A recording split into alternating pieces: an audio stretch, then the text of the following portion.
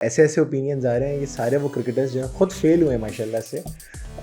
Kamran Akmal catches पकड़ने की बात कर रहे हैं, आमिर अपनी ये वो लोग हैं जिन्होंने हमें बचपन में कितने हार्ट ब्रेक्स दिए। और हमारी कौम जैसे अब वो कोहली 2 साल नहीं चला तो यहाँ से उसको सपोर्ट कर रहे थे लोग भी, क्रिकेटर्स भी, कि यार कोई बात नहीं, एक बुरा पैच आया वो गुजर जाएगा। और जब हमारा बाबर परफॉर्म नहीं कर रहा होता तो उसको सब जो है वो शापर डबल कराना शुरू कर देते हैं। हर बंदा ही देखो जिसको क्रिकेट की सी का भी नहीं पता वो भी उठ के बातें करना। अभी हम देखें तो मेरे ख्याल से तो कभी ऐसा नहीं होगा कि कैप्टन 2 दिन की छुट्टी लेके अपने शहर गया है कि मैं वहाँ जाके जो अपने मेरे मेंटोर हैं उनसे ज़रा नेक्स्ट में प्रैक्टिस करूँगा और फिर आऊँगा दोबारा मैं वर्ल्ड कप आगे खेलूँगा। ठीक है, और इसके साथ अगर हम इनके वर्ल्ड कप से पहले के सिनारियो भी देखें तो बांग्लादेश वो वाहिद मुल्क है जिसकी प्राइम मिनिस्टर एक प्लेयर को बुलाती है और अपने घर आके कहती है कि प्लीज़ रिटायरमेंट ना है। अस्सलाम वालेकुम, आप देख रहे हैं बिहाइंड द विकेट्स। मेरे साथ मौजूद हैं as usual Saad and Usama. कैसे हैं आप लोग? ठीक है अल्हम्दुलिल्लाह। पाकिस्तान और साउथ अफ्रीका का मैच आपने देखा, पाकिस्तान टीम की तरफ से काफ़ी एफर्ट देखने को मिली है, लेकिन अनफॉर्चुनेटली हम लोग मैच जीत नहीं सके। उसको आप किस तरीके से देखते हैं? लेकिन सारे पैसे जो है ना वो एफर्ट के हैं। हम सुन रहे थे कि पिछले 4-5 मैचेस में लोग कह रहे थे एफर्ट ही नहीं करते, बस हार जाते हैं, गिव अप कर देते हैं। अब इस मैच में एफर्ट किया है तो कहते हैं क्या फ़ायदा इसी एफर्ट का, फिर भी हार गए हैं। तो ये चीज़ है कि एफर्ट पे हमें अप्रिशिएट करना चाहिए। बहुत अच्छा खेली है हमारी टीम, लास्ट तक सब ने जान मारी है, कोशिश की है, बट अब फिर भी नहीं जीत सके। तो जैसे बहुमा ने खुद बोला है कि हम लकी थे कि हम ये मैच जीत गए हैं, वरना पाकिस्तानी मैच लेके जा चुका था। तो बस लक में नहीं था तो हम हार गए। इस थ्रू आउट टूर्नामेंट में मुझे लग रहा है जैसे कि एम्पायरिंग जो है वो इंडियन की फेवर में जा रही है, तो इसमें कोई सच्चाई है या नहीं? अब जैसे कोहली की सेंचुरी होनी थी और वो वाइड नहीं दी गई, और हमारी वाइड थी नहीं, जैसे उसका स्मिथ का आप बता रहे हैं गलत आउट दिया, तो आपको नहीं लगता कि ये फेवर कर रही है इंडियंस को? वैसे साउथ अफ्रीका का ज़्यादा कर रही है, क्योंकि स्मिथ वाला मैच भी साउथ अफ्रीका का था और इनका मैच भी साउथ अफ्रीका वाला ही था।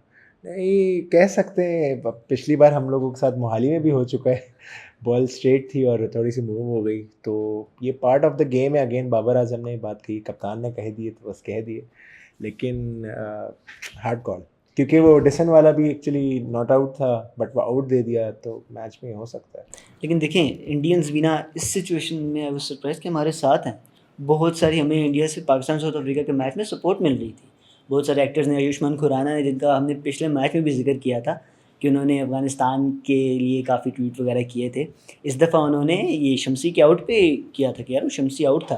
फिर शुएब अख्तर ने, हमने देखा कि शुएब अख्तर ने उनका रिप्लाई किया कि आउट तो था लेकिन आपकी मशीन ख़राब है, उसको सही उसको करें। ठीक करवाएं। तो इसी तरह हरभजन सिंह की देखा कि उन्होंने काफ़ी सारी ट्वीट्स की हैं इसी बात पे कि ये एम्पायर्स कॉल वाला मसला जो है ये हल होना चाहिए। जो मैंने बात की है वही क्रिकेटर्स भी कर रहे हैं कि यार इसको थोड़ा सा ना सिंप्लीफाई करना चाहिए। वैसे तो पूरा थ्रू आउट द टूर्नामेंट हम लोगों के ऊपर काफ़ी तनकीद होती रही है, लेकिन स्पेशली जब हम साउथ अफ्रीका का मैच आ रहे हैं तो कुछ ज़्यादा ही क्रिटिसिज्म आ रहा है टीम पे। पीसीबी में जो कुछ चल रहा है उस पर, अब वो चल रहा है या नहीं चल रहा, लेकिन लोग इसको, रूमर्स हैं वो लोग इसको बहुत ज़्यादा वायरल कर रहे हैं। स्पेशली अभी टूर्नामेंट ख़त्म नहीं हुआ, पहले से रूमर्स फैलने शुरू हो गए कि नेक्स्ट कैप्टन जो है हमारे सरफराज होंगे। अब दूसरी तरफ एक defending champion through out tournament collapse कर रही है, वो खेल ही नहीं, उनकी तरफ से किसी की तरफ से नहीं देखा, उनके जो क्रिकेटर्स गुजरे हैं उन्होंने किसी ने ट्वीट नहीं की। ये हमारे यहाँ क्यों हो रहा है सब कुछ? देखें अगर हम इस सिचुएशन में रहते हुए बात करें ना तो पीसीबी एक इदारा है जो कि पाकिस्तानी टीम को बैड परफॉर्मेंस पे क्रिटिसाइज़ कर रहा है।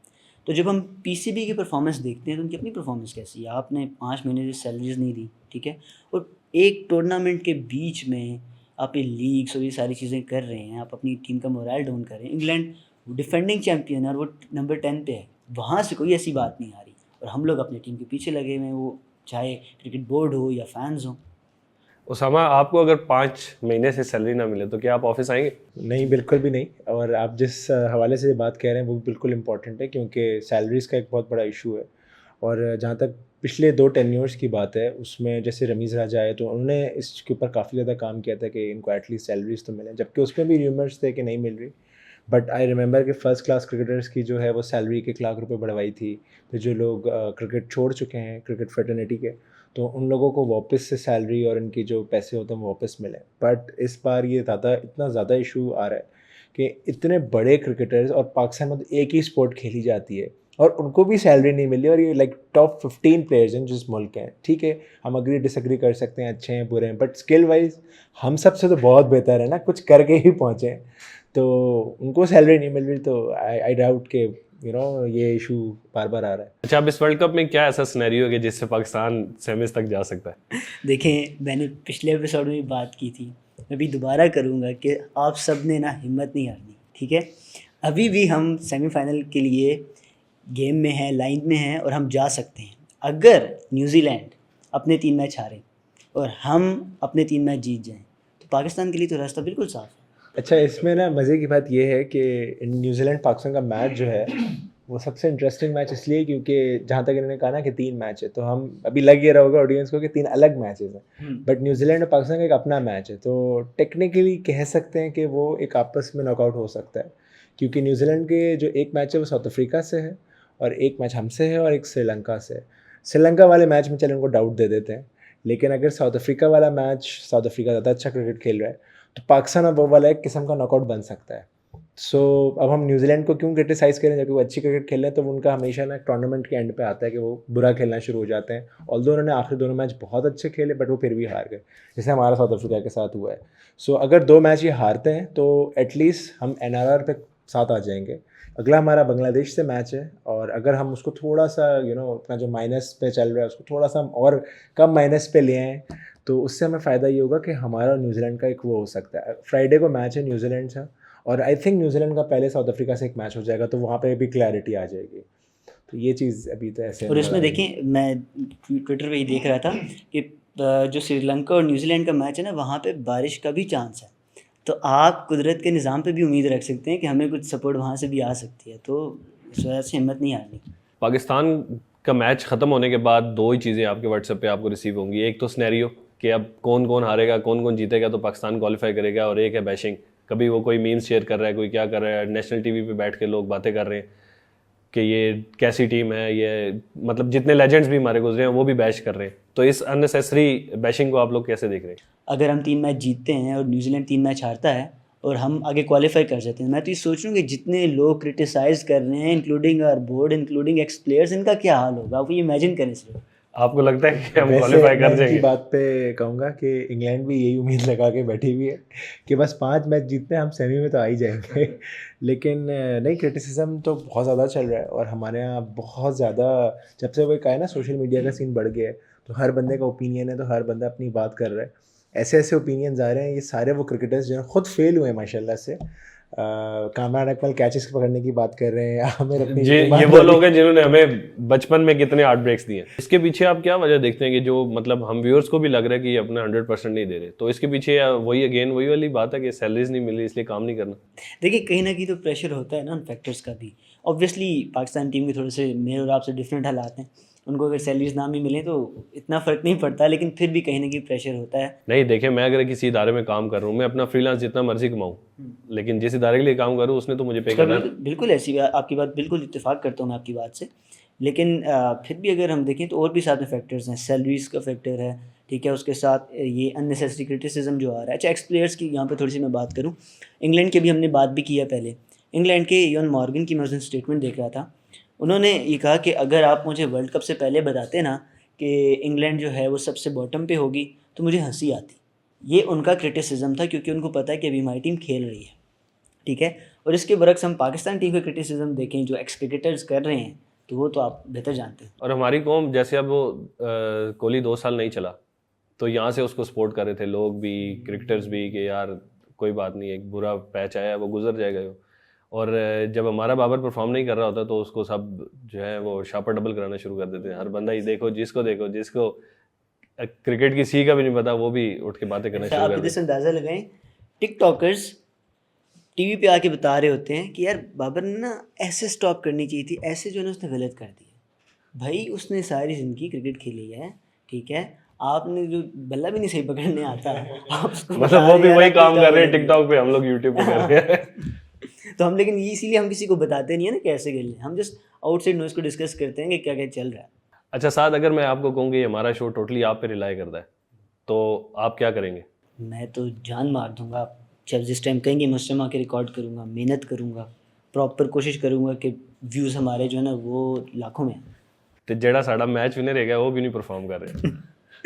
देखिए, मैं अगेन जो मैं शुरू से कहता आया हूँ कि मुझे लगता है कि नवाज़ जो है वो 2 दफ़ा, अब ये दूसरा बड़ा इवेंट है जहाँ पे वो आखिरी ओवर करवा रहे हैं, लेकिन वो नहीं डिलीवर कर पा रहे। मुझे ऐसा लगता है कि कोई ना कोई ऐसा मैच ज़रूर आएगा कि जहाँ पे ये प्रूव करेगा कि मैं मैच विनर हूँ। वो मेरा ख्याल है क्योंकि उनकी घर की जितना छत पे ही आएगा ऐसा कोई मैच। देखें, हमने आसिफ अली को कितना क्रिटिसाइज़ किया, ठीक है, लेकिन 2021 के T20 वर्ल्ड कप में उस बॉय ने प्रूव किया कि नहीं यार, जो मुझे कहा जाता था कि मैं हिटर हूँ, मैं हूँ। तो देख लीजिएगा आप, नवाज़ इंशाल्लाह इसी वर्ल्ड कप में किसी न किसी मैच में प्रूव करेगा कि वो मैच विनर है। चलें, लेट्स सी। अच्छा, नवाज का ना उस जो इंडिया वाले मैच से पहले एक उन्होंने न्यूजीलैंड का फाइनल जितवाया था ट्रायंगुलर सीरीज़ में, और उसके अलावा इंडिया वाला मैच जितवाया था। बट मुझे लगता है कुछ लोग होते हैं ना, उनकी कॉम्बिनेशन ही सही नहीं हो। मतलब अगर आप एक बंदा जिसका वहाँ सेट ही नहीं होता तो उसको आखिरी ओवर देने की कोई लॉजिक नहीं बनती है। जैसे कभी कुलदीप यादव को आपने लास्ट ओवर कराते हुए देखा है, नहीं ना। सो अब लोग कहेंगे कैप्टनसी नहीं थी, नवाज़ को देना नहीं चाहिए था। बट बहुत ट्रिकी सिचुएशन है। लेकिन नवाज़ अगर आखिरी ओवर का बॉलर नहीं है, क्योंकि उसको एशिया कप में एक बार मार पड़ी थी, हार्दिक पांड्या ने मारा था, फिर कोहली ने भी मार दिया और फिर ये भी हो गया। तो मुझे लगता है कि नहीं देना, अगर नहीं यार करा देखिए, जाता। मैं पॉइंट ये नहीं है कि वो आखिरी ओवर का बॉलर है या नहीं है, ठीक है, प्रेशर है, बॉल तो यार ऑफ पे कर दे। फील्डिंग अगर ऑफ पे ली है, इतनी सेंस या इतना प्रैक्टिस और इतने प्रोफेशनल होने के बावजूद आपने फील्डिंग ली है इधर, तो आप बॉल कर रहे हैं कि वो हल्का सा इस तरह करे बैट को, सिर्फ प्लेस करे बॉल को और वो बॉल बाउंड्री पे चली जाए। और आपने स्क्वायर लेग भी नहीं ली हुई, आपने मिड विकेट कितना उधर डीप लिया हुआ है, पीछे फाइन लेग बाहर ली हुई है, स्टिल। कर लें, अब नवाज़ को ट्रोल कर लें, अभी देखना कैसे रिप्लाई करता है आपको नवाज़ परफॉर्मेंस के ज़रिए। नहीं, हम ट्रोल नहीं कर रहे, हम बेसिकली कह रहे हैं यार ये कौन सा मैच विनर है, मतलब किस मैच में चलेगा। इंग्लैंड की जो चार्ट में जगह बन रही है सबसे नीचे, उसको लेकर एक बंदा बहुत खुश है, गौतम गंभीर। उसकी क्या वजह? देखिए, गौतम गंभीर का शुरू से ये स्टांस रहा है। हमने देखा 2011 में जब इंडिया वर्ल्ड कप जीता तो उसके बाद धोनी को ना बड़ी अप्रिसिएशन मिली। तो गौतम गंभीर का तब से ये स्टांस रहा है कि जो 11 लोग खेल रहे थे टीम में, ठीक है, उसमें से आपने एक बंदे को सारी अप्रिसिएशन दे दी है, बाकी 10 ने भी वर्ल्ड कप जीता था, बाकी 10 ने भी मेहनत की थी। सो उनकी अब ये लॉजिक है कि अगर एक बंदे ने वर्ल्ड कप जितवाना होता तो बटलर अभी तक कहाँ पे होते, टॉप पे रैंक कर रहे होते, ठीक है। तो अगेन उनकी जो पॉइंट ऑफ व्यू है वो सही है कि पूरी टीम ने जितवाया है, तो इस वजह से वो खुश हैं। और मेरे ख्याल से तो ये लॉजिक उन्हें चाहिए थी कि वो अपनी बात को प्रूव कर सके, तो उन्हें प्रूव हो गई है बात उनकी। अब क्या कहेंगे इस पर? नहीं, बिल्कुल सही बात है। और गंभीर की बात से एग्री, क्योंकि धोनी ने पूरे टूर्नामेंट में माशाल्लाह वो फेल हुए थे, सिवाय उस फाइनल के। ऑल्दो उनकी कैप्टनसी बहुत अच्छी थी, लेकिन पूरे टूर्नामेंट में फेल थे। और 97 किया था गंभीर ने। उसके बाद ज़हीर खान की सबसे ज़्यादा विकेट्स थी, युवराज ने बहुत अच्छी परफॉर्मेंस किया था, और कोहली ने 34 रन जो किए थे, तेंदुलकर, सहवाग, मुनाफ पटेल, आशीष नेहरा, ये सारे बहुत बड़े बड़े प्लेयर्स हैं। लेकिन क्रेडिट वो आखिरी सारे में हेलीकॉप्टर एक शॉट तस्वीर को चला जाता है हमारे यहाँ, क्योंकि सब कॉन्टिनेंट है, इंडिया भी हमारा जैसा ही है। तो वो एक तस्वीर और वो कपिल देव का वो क्या है, जबकि उस वर्ल्ड कप में अगर आप 83 की भी बात करें तो सारे प्लेयर्स थे। 92 में इमरान खान नहीं, सारे प्लेयर्स थे। वसीम अकरम के अलावा मुश्ताक अहमद की भी अपनी है, आमिर सुहेल, रमीज राजा। मुझे लगता है एक प्लेयर को ना हम बहुत ज़्यादा क्रेडिट देते हैं ताकि वो उसके साथ बस उसको। अच्छा, एक टूर्नामेंट ऐसा भी है जहाँ पे हम एक प्लेयर को क्रेडिट नहीं देते, बाकियों को क्रेडिट देते हैं। 2009 जो हम T20 वर्ल्ड कप जीते थे, वो आप कभी नहीं सुनेंगे कि यूनुस खान ने जीता है। वहाँ पे अफरीदी को क्रेडिट मिलता है, मलिक को क्रेडिट मिलता है। अगर आप बांग्लादेश की बात करें तो ये शकीबुल हसन का क्या सीन है?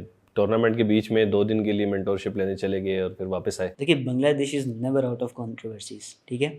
अभी हम देखें तो मेरे ख्याल से तो कभी ऐसा नहीं होगा कि कैप्टन 2 दिन की छुट्टी लेके अपने शहर गया है कि मैं वहाँ जाके जो अपने मेरे मेंटोर हैं उनसे ज़रा नेट्स में प्रैक्टिस करूँगा और फिर आऊँगा दोबारा, मैं वर्ल्ड कप आगे खेलूँगा, ठीक है। और इसके साथ अगर हम इनके वर्ल्ड कप से पहले के सिनारियो भी देखें तो बांग्लादेश वो वाहिद मुल्क है जिसकी प्राइम मिनिस्टर एक प्लेयर को बुलाती है और अपने घर आके कहती है कि प्लीज़ रिटायरमेंट ना लो, ठीक है। तो इनसे आप क्या एक्सपेक्ट कर सकते हैं? तो मेरे लिए कोई आप कह सकते हैं कि हैरानकुन बात नहीं थी।